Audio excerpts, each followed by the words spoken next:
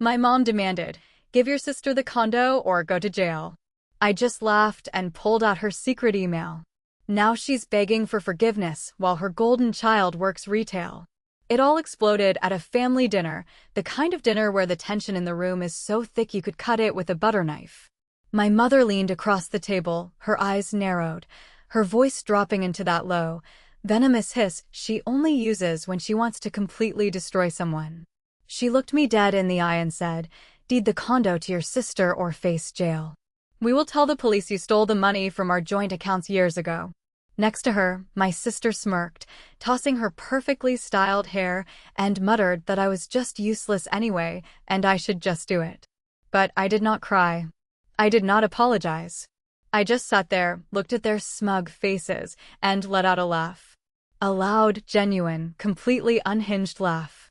Because what they did not know was that I had already won, and they were about to lose everything. Hi, my name is Nora. I am 28 years old, and for the longest time, I was the designated punching bag of my family. I am a self-made woman. I own a thriving, cozy little coffee shop right in the heart of downtown Chicago.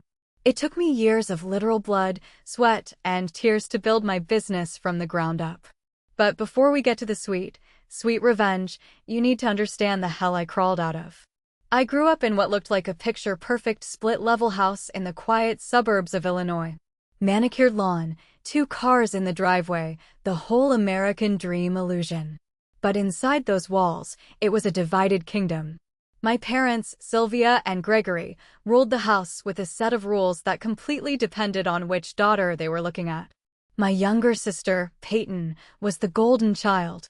She was the princess, the one destined for greatness, the one who could do absolutely no wrong.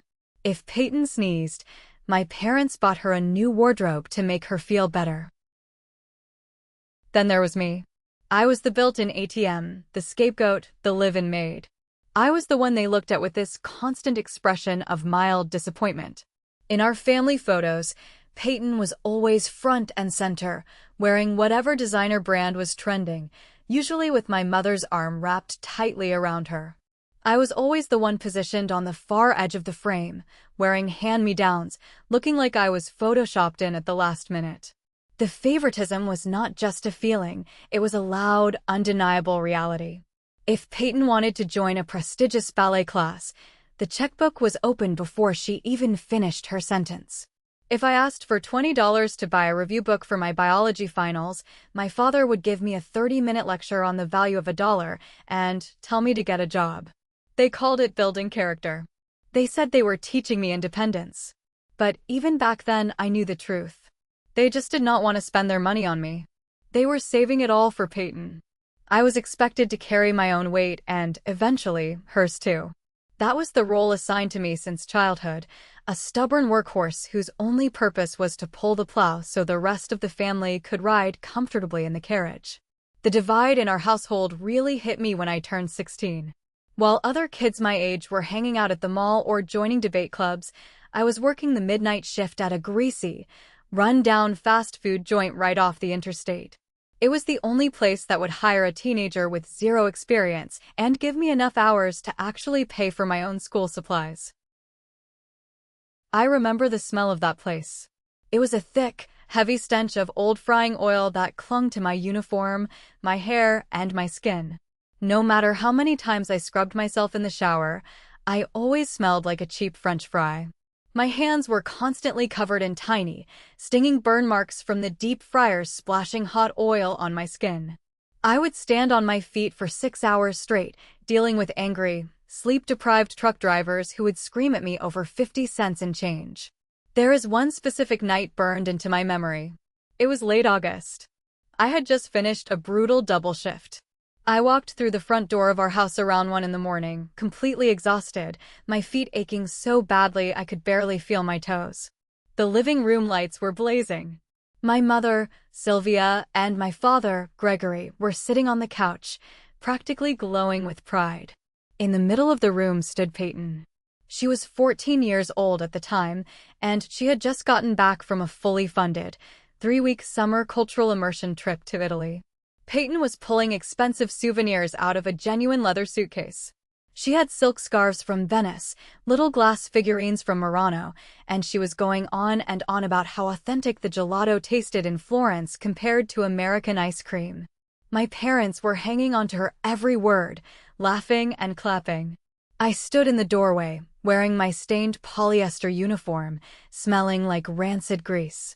I felt like a ghost haunting my own house. I cleared my throat to let them know I was home. Sylvia looked up, her smile instantly fading into a grimace. She did not ask how my shift was. She did not ask if I was tired. She just wrinkled her nose and told me to go straight to the basement bathroom to shower because I was going to ruin the upholstery on the couch with my smell. Gregory chimed in, saying that Peyton needed cultural growth to prepare for her bright future, while I needed to learn the value of hard labor. He said it was good for me to get my hands dirty. I remember looking at Peyton, holding a beautiful hand-painted mask from Venice, while my hands were wrapped in cheap bandages to cover the fryer burns. I did not say a word. I just walked down to the basement, turned on the cold water, and stood under the shower head. That was the night I stopped asking for their affection. I realized that to them, I was not a daughter. I was just a roommate they did not particularly like. When college rolled around, the reality of my situation became even more harsh. There was no college fund for Nora. There was only the Peyton Fund. I had to scrape together every application fee myself. I ended up going to a local public state university because it was the only place I could afford with the partial scholarships I managed to win through sheer academic grind. My living situation was a nightmare. I could not afford the dorms, so I rented a tiny, miserable room in an off-campus apartment that smelled permanently of damp mold. I shared it with 3 unreliable roommates who constantly forgot to pay their share of the electric bill. One winter, the roof in my bedroom leaked right over my desk during a massive storm. I woke up to find all of my expensive, second-hand textbooks completely soaked and ruined. I called my parents in a panic. I was in tears. I begged them for just $50 to help me buy used replacements so I would not fail my midterms. Gregory answered the phone, let out a heavy sigh, and gave me another lecture about personal responsibility. He told me that life throws curveballs, and I needed to figure it out myself. He hung up. I ended up taping the wet pages of my books to the walls of my room to dry them out, reading the blurred ink through my tears. Meanwhile, Peyton got a full ride. Not a scholarship, but a full ride funded by Sylvia and Gregory's savings account. They sent her to a ridiculously expensive private university in Boston. Her social media was a constant feed of frat parties, weekend getaways to Cape Cod, and shopping sprees on Newberry Street, all financed by a family credit card my father gladly paid off every month. To survive, I juggled 2 jobs. I worked mornings at the campus bookstore, hauling heavy boxes of inventory, and evenings waitressing at a loud, busy diner off campus. I had no social life. No spring breaks in Florida. No weekend parties. If my friends asked me to grab a drink, I calculated the cost in my head. A $5 beer meant half an hour of hauling boxes. I always said no. I realized that nobody was coming to save me. If I fell, I would hit the concrete. So, I started my secret emergency fund. I bought a cheap notebook and tracked every single dollar I earned. I started stashing away $10 bills, then $20 bills, hiding cash in an old shoebox until I could deposit it into a secure bank account. Watching that number slowly crawl up from $100 to $500 became my obsession. It was not just money, it was my armor. It was the only thing standing between me and absolute ruin. I learned to live on ramen noodles and thrift store sweaters. I was building a fortress, brick by miserable brick, and I swore to myself that once I got out, I would never, ever depend on my family for a single thing. By the time I was 23, I had graduated and saved up just enough money to take a massive risk. I bypassed the corporate world completely. I took my life savings and leased a tiny, run-down commercial space in the Loop. I was going to open my own coffee shop. It was a terrifying decision, but it was mine. Those first 2 years were absolute hell on earth. I had no budget for contractors, so I did everything myself.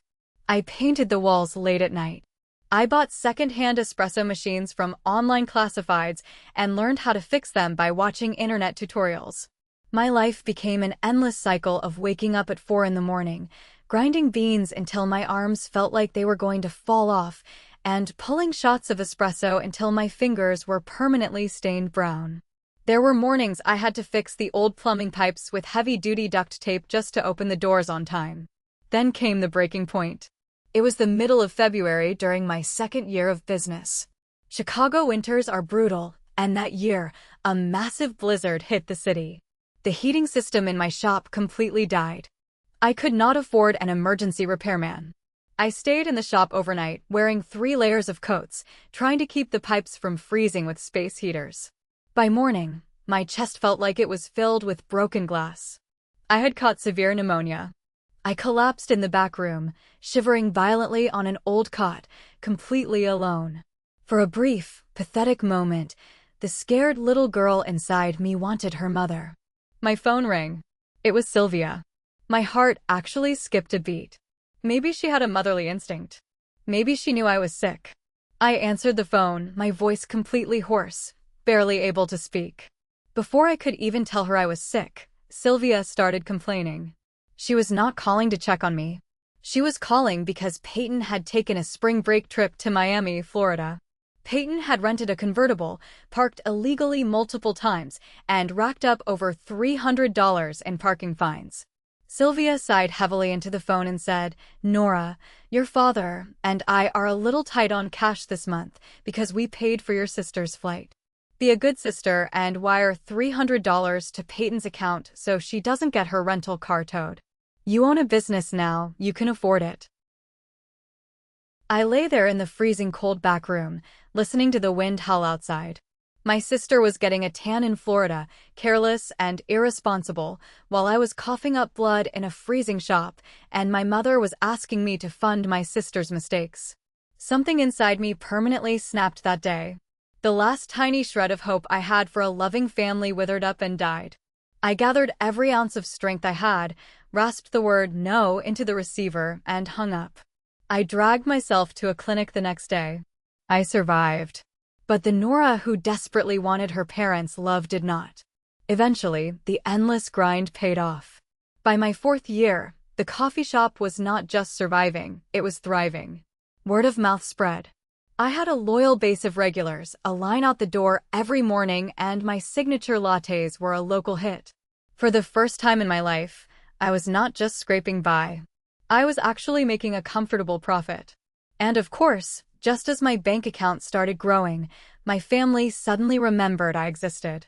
The blatant neglect shifted into a very subtle, insidious form of manipulation. The gaslighting phase began. It started with small, pathetic requests. Gregory would call me on a Tuesday evening, sounding defeated. He would tell me that his cholesterol medication copays had gone up, and things were really tight. I still had this lingering, stupid sense of daughterly duty, so I transferred him $200 to help out. A month later, Sylvia called, practically in tears, claiming the water heater at their house broke and they needed a little help to cover the emergency plumber. I sent another $400. I told myself I was being the responsible one. I was being the bigger person. But then I started noticing the patterns. I am a business owner. I look at data and timelines for a living. One evening, after closing the shop, I sat down with my ledger and opened social media on my phone. I decided to do some cross-referencing. I looked at the date I transferred the $200 for Gregory's medical bills. Exactly 2 days later, Peyton had posted a photo on Instagram showing off a brand new, limited edition designer handbag. I checked the date I sent the $400 for the broken water heater. The very next weekend, Sylvia posted a check-in at a luxury day spa downtown, holding a glass of champagne, with the caption, "Treating myself." The pipeline of deception was staring me right in the face. My parents were not broke. They were simply using me as a slush fund to finance their luxury purchases and Peyton's endless entitlement. They knew I felt guilty for being successful while my sister struggled, and they weaponized that guilt to drain my accounts. What hurt the most was not the money, it was the sheer disrespect. They thought I was stupid. They thought I was nothing more than a stubborn workhorse they could milk whenever Peyton wanted a new toy. I stopped sending money immediately. The next time Gregory called asking for help with a car repair, I kept my voice flat, cold, and professional. I gave him a vague excuse about rising ingredient costs at the shop and hung up. The tension at our rare family gatherings became unbearable. They would shoot me dirty looks, whispering about how greedy and selfish I had become. I ignored them. I poured every ounce of my energy and every single dollar of profit into my savings account. I was done funding their circus. By year 5, my secret high-yield savings account hit a milestone I had only ever dreamed of. $30,000. It was sitting there, solid, secure, and entirely mine. It was enough for a solid down payment on a place of my own. No more renting. No more moldy apartments. No more landlords hiking up the rent. I quietly started touring properties. I did not tell a single soul in my family. I eventually found it. A beautiful, modest one-bedroom condo in the Lakeview neighborhood. It had high ceilings, large windows that let in tons of natural light, and a small balcony where I could drink my coffee and look out over the city. It was not a mansion, but to me, it was a palace. It represented safety. It represented the ultimate escape from the toxic web of my family. But as I was finalizing the paperwork, the pressure from Sylvia and Gregory intensified. Peyton had graduated from her expensive Boston University a few years prior, but she had absolutely nothing to show for it. She bounced from one glamorous, low-paying gig to another, trying to be a social media influencer, an event planner, anything that didn't require actual hard labor. She was currently living in a trendy, overpriced apartment she could not afford, relying entirely on my parents to float her rent. And my parents were getting tired of paying for it. But instead of holding Peyton accountable, they turned their sights on me. During a forced family dinner, Sylvia kept dropping heavy, aggressive hints. She sighed loudly and said, "It is just so hard for Peyton right now. The housing market is terrible. She really needs a stable place to settle down so she can focus on her career." Gregory nodded, looking directly at me. "You know, Nora," he said, using his authoritative dad voice. "Family who has made it should provide a safety net for family who is struggling. That is just how the world works. You have that successful little shop. You should really think about how you can contribute to your sister's future." The expectation was completely suffocating. They were practically demanding that I use the success I had bled for to buy Peyton the easy life she felt entitled to. The noose was tightening around my neck. They were circling like vultures, waiting for me to make a move so they could swoop in and take it. I just nodded politely, kept my mouth shut, and continued finalizing my mortgage pre-approval in absolute secrecy. I thought I was being clever. I thought I was one step ahead. But I had no idea how low they were actually willing to stoop. If you have ever dealt with a toxic family that treats you like a bank while treating your sibling like royalty, hit that like button and subscribe to the channel right now. And please, leave a comment below telling me the name of the city you live in. Every single comment helps push this video to more people who need to hear it. Thank you so much for the support. Let's get back to the story. The turning point, the moment that shifted this from a sad family drama into an absolute war, happened on a rainy Tuesday night. I was alone in the coffee shop, closing up. I was wiping down the espresso machine, exhausted but in a good mood because my closing date on the condo was approaching. My phone pinged loudly on the stainless steel counter. I wiped my hands on my apron and picked it up. It was an email notification. The sender was Sylvia. Now, I need to explain something about my mother. Sylvia is notoriously bad with technology. For the past 6 years, I had been the one paying the internet and phone bills for my parents' house, because it was easier than listening to them complain about getting disconnected. Because my email address was attached to their billing accounts, it was saved in Sylvia's computer contacts. The subject line of the email was simply, "The Peyton Plan." I opened it. It was a forward. Sylvia had written a long, detailed message meant for Gregory, but when she typed the letter N, or maybe just hit reply blindly, Gmail autocomplete the to field with my email address instead of my father's. I stood there in the dim light of the empty coffee shop and read the words my own mother had written. My blood ran completely cold. It was a vile, calculated extortion plot. The email outlined exactly what they knew and what they planned to do. Sylvia wrote, "I saw the bank statements she left on the table last month. Nora has the $30,000. She is looking at property. We cannot let her waste it on herself. Peyton needs that condo to start fresh. We will wait until Nora signs the papers. Then we corner her. We tell her she owes it to the family. If she refuses, we use the old joint account trick. We tell her we will go to the police and report that she embezzled her startup money from our joint savings years ago. She is a stubborn workhorse, Gregory, but she hates conflict. A threat of police involvement will break her. She will deed the property to Peyton to avoid a scandal that could ruin her business." I read it 3 times. The words stubborn workhorse and break her burned into my retinas. They didn't just want my money. They wanted to terrorize me. They were planning to threaten me with a completely fabricated felony just to steal the home I had worked 5 years to buy. Also, their precious golden child wouldn't have to get a real job. I did not cry. The sad, neglected daughter who wanted her parents' approval died right there on the coffee shop floor. What replaced her was a feeling of pure, icy rage. It was a cold, calculating clarity. They wanted to play a dirty game of extortion? Fine. I would play. But I was not going to be the victim this time. I was going to be the executioner. I locked the shop, walked out into the Chicago rain, and started planning my counterattack. The next morning, I did not call my mother to scream.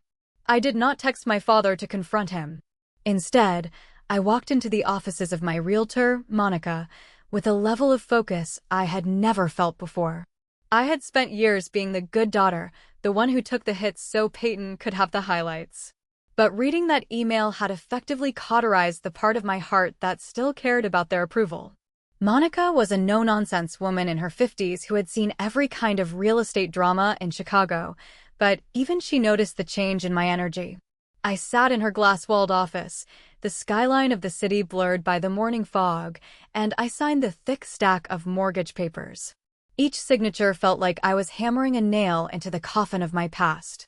I wrote out the check for the $30,000, every single penny of it earned from 5 years of grinding beans and scrubbing counters. As I handed the check to Monica, my hand did not shake.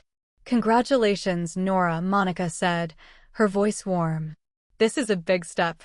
Most people your age are still relying on their parents for a cosigner. You did this entirely on your own." I just nodded, a small, cold smile on my face.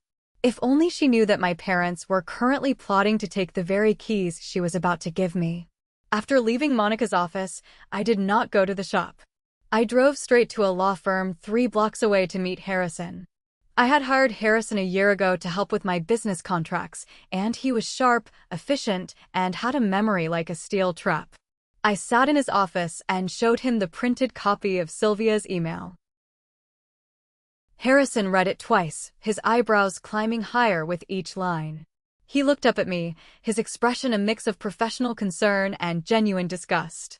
"Nora, this is a textbook case of attempted extortion. The threat of a false police report is a serious felony. Are you sure you want to handle this yourself?" "I want to let them walk into the trap, Harrison," I said, my voice as flat as a frozen lake. "I need you there when it happens. I want them to think they have me cornered, and then I want you to show them exactly how deep the hole they dug for themselves really is." Harrison nodded, leaning back in his chair. "I can do that. I will be your friend from work until the moment you give me the signal. We will document everything." That Saturday, I moved in. It was a rainy, miserable afternoon, and I hauled my thrift store furniture up 3 flights of stairs by myself. I refused to hire movers. I wanted to feel the weight of every box. I wanted the physical ache in my muscles to remind me that this space belonged to me and me alone. That night, I slept on a mattress on the floor in the middle of my empty living room. There were no roommates, no leaks, and for the first time in 28 years, there were no expectations from my family. I lay there in the silence, watching the rain trail down the windows, and I felt a strange, icy peace. I was ready. The stage was set, and I was just waiting for the vultures to catch the scent. I managed to keep my secret for exactly 3 weeks. I lived like a ghost, going from my new condo to the shop and back, avoiding any family functions. I thought I had more time, but Chicago is a big city that acts like a small town when it comes to gossip. It happened on a Wednesday afternoon while I was mid-rush at the shop. My phone started vibrating so violently on the counter it nearly fell into the sink. I ignored the first 3 calls, but then a text from my cousin Valerie popped up. "Nora, pick up. Your dad is losing his mind. He heard from someone at the title company that you closed on a place in Lakeview. He is at a barbecue right now telling everyone how you betrayed the family." I felt a surge of adrenaline, but I stayed calm. I finished pulling a double shot of espresso for a customer, handed it over with a smile, and then walked into the back room. I checked my messages. It was a war zone. There were 6 missed calls from Gregory, 4 from Sylvia, and a string of increasingly frantic texts from Peyton. Peyton's messages were the most revealing.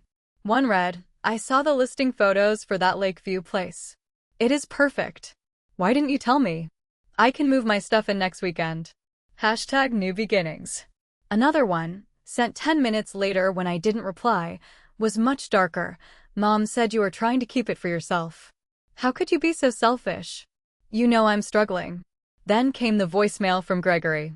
His voice was clipped and authoritative, the tone he used when he was about to demand a contribution to the family fund. "Nora, we need to talk. Immediately. We heard some very disturbing news about you making a major purchase without consulting the family. This is not how we raised you. We will be coming over this weekend to straighten this out." I leaned against the cool brick wall of the back room and took a deep breath. They were moving faster than I expected, but it didn't matter. The trap was already set. Instead of calling them back and getting into a screaming match over the phone, I sent a single, group text to Sylvia, Gregory, and Peyton. It was short, polite, and bait for the trap. "Hi everyone. I heard there have been some misunderstandings. I would love to have you all over to my new place this Saturday evening for a family dinner. We can discuss the condo and the future then. I'll provide the food. See you at 7. The replies were almost instantaneous. Sylvia, "That is more like it, Nora. We will be there." Peyton, "Can't wait to see my new room. LOL. I put the phone down and felt a wave of nausea, followed by a sharp, cold clarity. They were so certain of their victory. They were so convinced that I was still the stubborn workhorse who would break under the first sign of pressure. I made one final call to Harrison, my lawyer. "It's happening this Saturday at 7, I told him. "I need you there. And Harrison? Bring the letterhead. I want them to have something to read before they leave." "I'll be there, Nora," Harrison replied. "And don't worry. I've already drafted the harassment warning. This dinner is going to be one for the history books." Saturday at 7 o'clock arrived with a heavy, gray sky and a light drizzle. I had set the table in my new living room with the most basic supplies I could find, take-out pizza boxes and plastic soda bottles. I didn't want them to feel like guests. I wanted them to feel like they were at a business meeting where they were about to be fired. Harrison arrived 20 minutes early. He was dressed in a casual sweater and jeans, looking like nothing more than a friendly guy I might have met at a local gym. I had briefed him one last time. He sat quietly in the corner of the living room, scrolling through his phone, the invisible shark in the water. The doorbell rang at exactly 7. I took a breath, smoothed down my shirt, and opened the door. Sylvia, Gregory, and Peyton marched in like an invading army. Sylvia didn't even say hello. She immediately started scanning the room, her eyes darting over the high ceilings and the hardwood floors. She didn't look at it as my achievement. She looked at it as a prize she was about to claim for her favorite daughter. "It's a bit small, isn't it?" Peyton said, walking right past me and tossing her designer coat onto my mattress. She didn't even acknowledge Harrison. She was too busy eyeing the small balcony. "I'll definitely need to repaint that accent wall. It's a bit too drab for my aesthetic." Gregory stood in the center of the room, his arms crossed over his chest, his posture stiff and confrontational. He gave Harrison a brief, suspicious nod. "Who's this?" "This is Harrison," I said, my voice steady and pleasant. "A friend from work." He helped me with some of the logistics of getting settled. Well, he should probably leave, Gregory said, his voice dropping into that CEO of the family tone. This is a private family matter. We have things to discuss that don't involve outsiders. Harrison is staying, I replied, sitting down at the small table and gesturing for them to join me. He's seen me through a lot of the stress of this purchase. I trust him. Sylvia sat down, her smile tight and brittle. She didn't touch the pizza. She just stared at me with those narrow, predatory eyes. Nora, we were very hurt that you did this behind our backs. Buying a property is a family decision, especially considering how much your sister has been struggling lately. I wasn't aware that my hard-earned savings were a family decision, Mom, I said, taking a slow sip of my soda. Peyton scoffed, reaching for a slice of pizza. Don't be dramatic, Nora. You've always been the stable one. You have that shop. You don't need all this space. I'm the one who needs a fresh start. This condo is exactly what I need to finally get my influencer career off the ground. The entitlement was so thick I could practically taste it. They hadn't even finished their first slice of pizza before they started carving up my life. I looked over at Harrison. He gave me a very subtle, almost imperceptible nod. The dinner had barely started, but the vultures were already biting. The civilized part of the dinner lasted about 10 minutes. As soon as they realized I wasn't immediately handing over a set of keys, the mask of family unity disintegrated. Gregory slammed his hand onto the table, making the soda bottles rattle. Enough of this dancing around, Nora. We know you have $30,000 in equity here. We also know where that money came from. Don't think we've forgotten those joint accounts from when you were starting the shop. The accounts you never contributed a single cent to? I asked, leaning back in my chair. Sylvia leaned forward, her voice dropping into that low, snarling hiss I had heard so many times in my nightmares. This was the moment. Listen to me, you ungrateful girl. You are going to deed this condo to Peyton by Monday morning. We have already talked to a contact in the police department. If you don't comply, we are going to file a formal report stating that you embezzled $40,000 from our personal savings to fund your business 5 years ago. We have the statements. We have the story. It will be your word against ours, and you know who they'll believe. Peyton sneered, leaning back and crossing her arms. She looked at me like I was a bug she was about to crush under her expensive heel. You're just useless anyway, Nora. You're a workhorse. You're meant to provide for the family.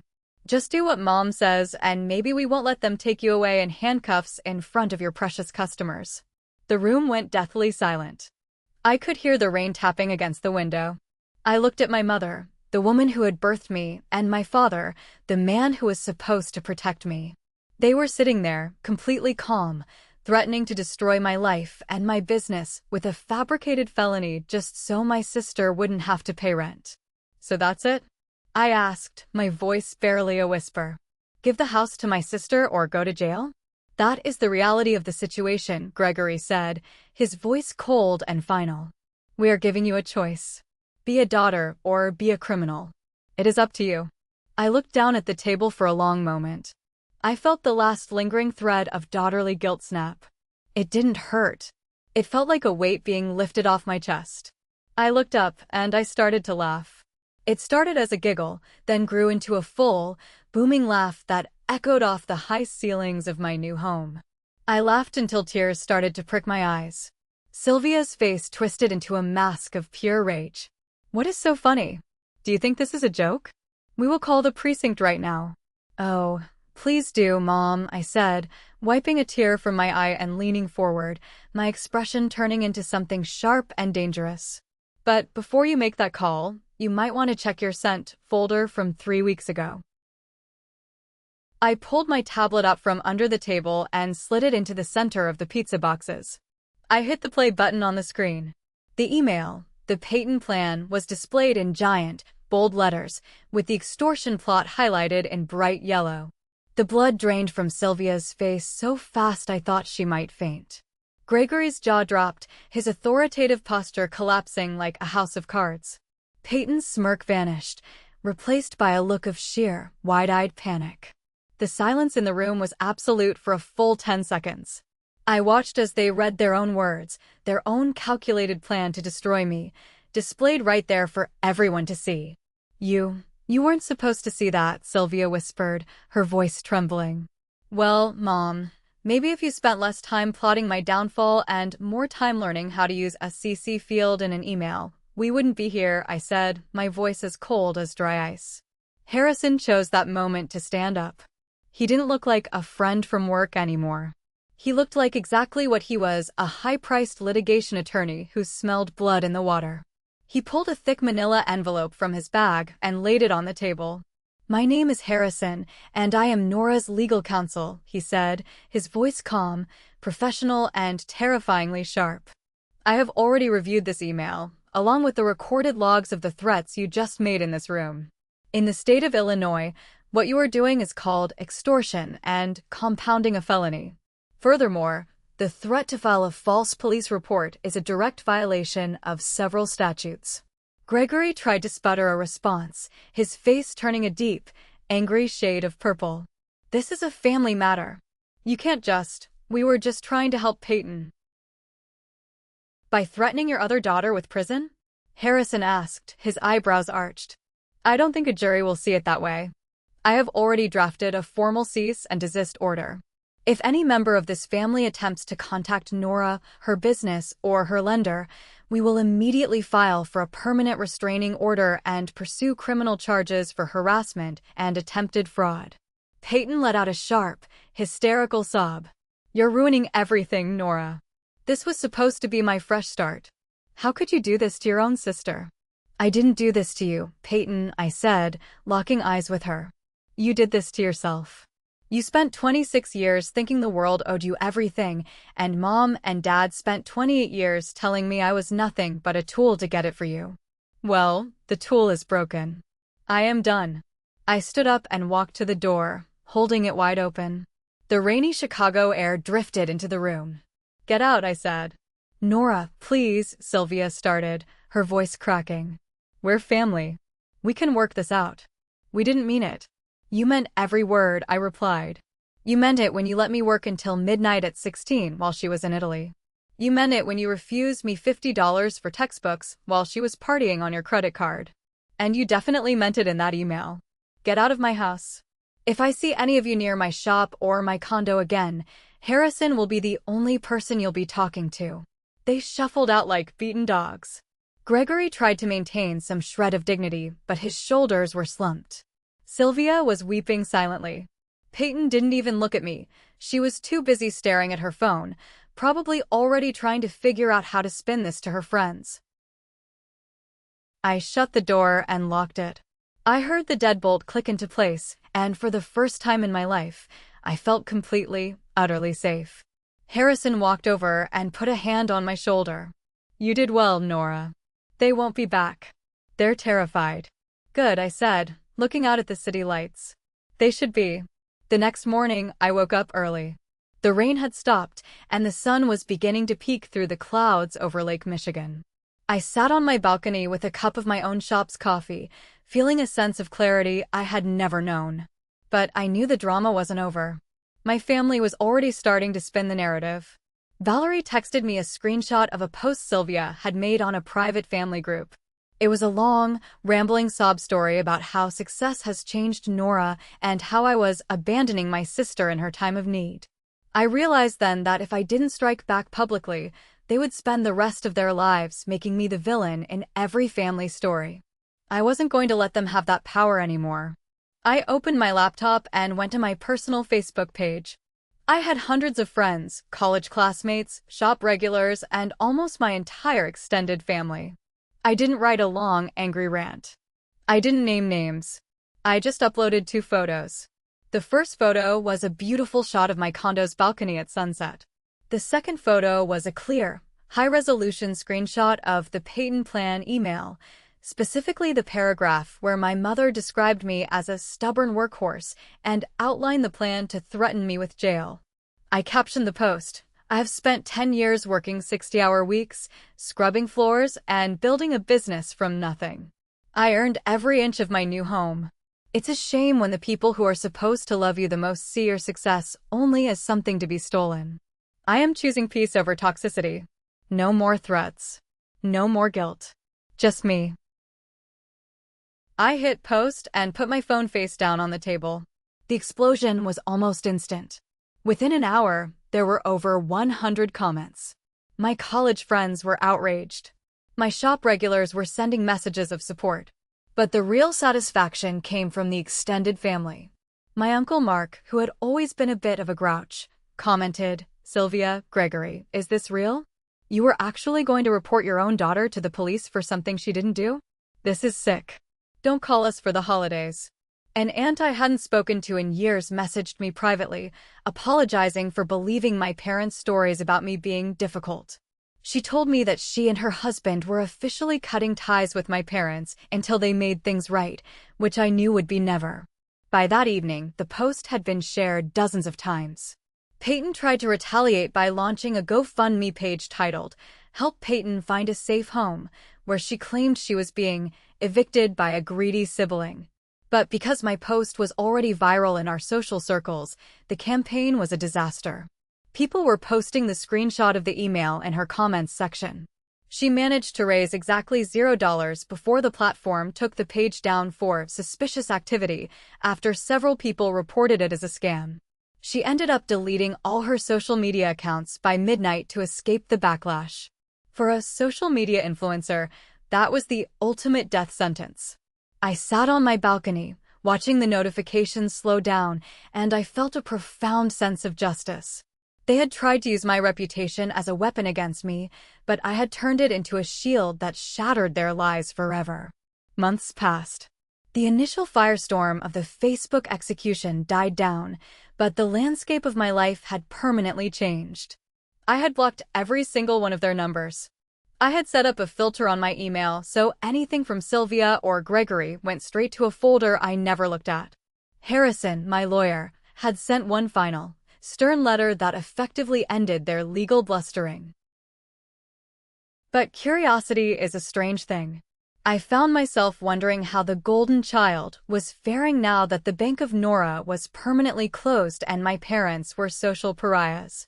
One Saturday afternoon, I had to drive out to a massive shopping mall in Schaumburg to pick up some specialized lighting fixtures for the shop. As I was walking through the main concourse, I passed a discount clothing store, the kind of place where everything is piled high in bins and the music is too loud. I caught a glimpse of a familiar head of hair. I stopped and stepped behind a large decorative pillar, watching. There was Peyton. She wasn't wearing designer clothes anymore. She was wearing a cheap, blue polyester vest with a name tag pinned crookedly to her chest. She was standing behind a counter, surrounded by a mountain of unfolded jeans. She looked exhausted.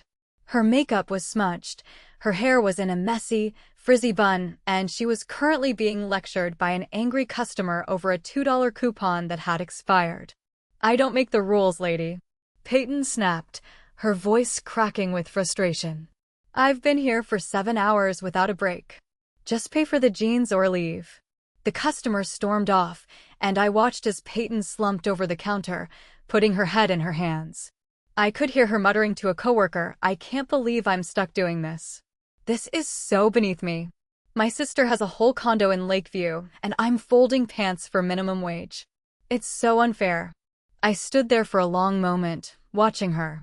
For years, I had felt a twisted sense of guilt for her struggles. I had actually believed them when they said she was fragile and needed protection. But seeing her now, facing the same reality I had faced at 16, I realized she wasn't fragile. She was just lazy. And the world was finally catching up to her. I didn't feel the urge to go over and gloat. I didn't feel the need to say, "I told you so." I just turned around and walked out of the mall. According to Valerie, my parents were living a grim reality, too. Without my contributions, and with their reputation ruined among the relatives, they were struggling to maintain the lifestyle they had built on the backs of my hard work. Gregory had to take a part-time consulting job he hated, and Sylvia was constantly complaining about migraines brought on by the stress of my betrayal. They were isolated, bitter, and trapped in the house they had tried so hard to protect for Peyton. For the first time in my life, I wasn't carrying their weight. I wasn't the workhorse. I was just Nora.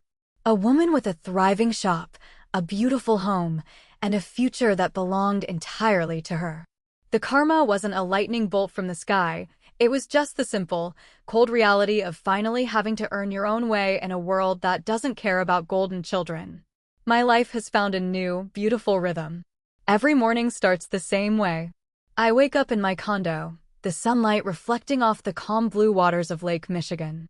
I go for a run along the lakefront, feeling the cool Chicago air in my lungs, and I realize that I am no longer bracing for the next disaster.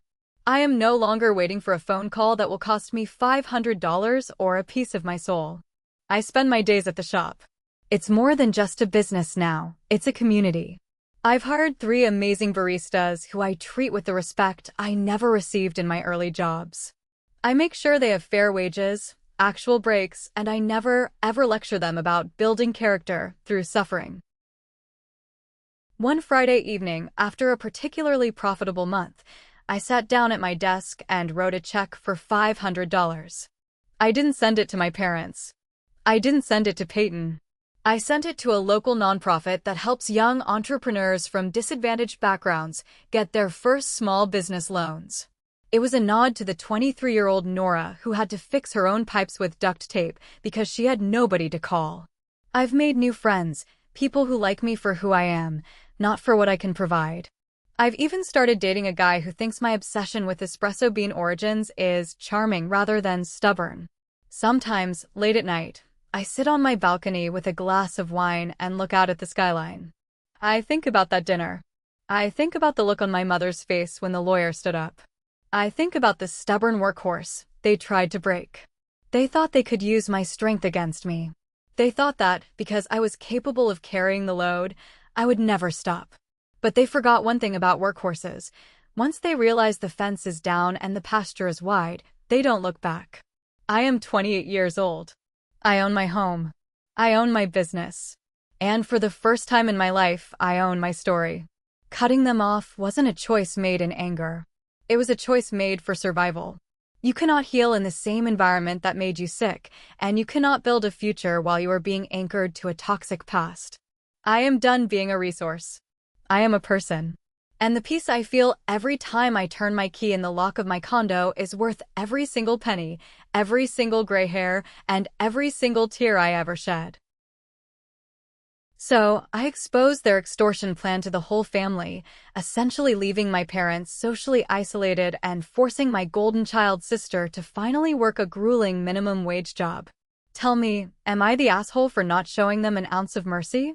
Thank you for watching.